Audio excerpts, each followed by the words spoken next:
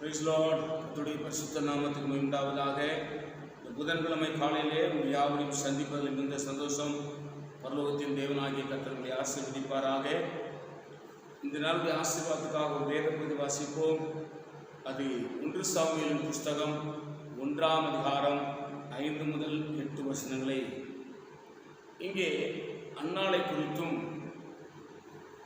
எல்கானாவை குறித்தும் ஏலியை குறித்தும் இந்த பகுதியிலே நாம் வாசிக்கிறோம்.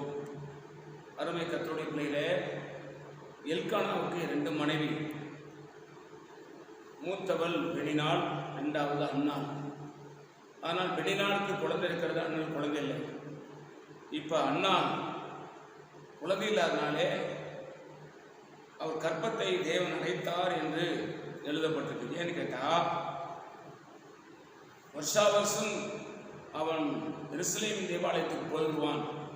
அப்போ தன் மனைவிக்கும் பிள்ளைகளுக்கும் பங்கு கொடுப்பான். ஆனால் அப்பொழுது அன்னாளுக்கு மாத்திரம் இரட்டத்தனையாய் 2 பங்கு கொடுப்பான். இது நிமித்தமாய் கர்த்தர் அன்னாளின் கற்பத்தை அடைத்தார் என்று வேதம் சொல்கிறது. ஆனால் சக்காலத்தில் எப்போ பார்த்தாலும் அவளை கேவலமாய் பேசிக்கொண்டே இருப்பாள். இதை தாங்க முடியாமல் எருசலேமிலே பண்டிகை நாள் நாட்களிலே தன் கணவனாக எல்கானாவோடு புறப்பட்டு போகிறாள். அங்கே போய் அங்கே ஆண்டவர் சமூகத்திலே கண்ணீர் விட்டு அழுது புலம்புகிறார்.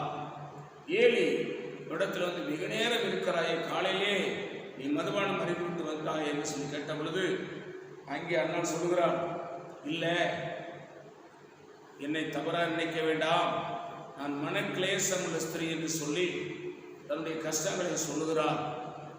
இப்போ ஏலி சொல்றாரு, ஆசாரியனா ஏலி, நீ புறப்பட்டு போ, உன் தேவனாகிய கர்த்தர் உன் விண்ணப்பத்தை கேட்டார் என்று சொல்லி அங்கே அன்னாளை ஆசீர்வதிக்கிறான். அதன்படி அன்னாளுக்கு ஒரு குழந்தை பிறக்கிறது. அந்த குழந்தை சாமுவேல் என்று பெயரிடுகிறார். அல்லேலூயா.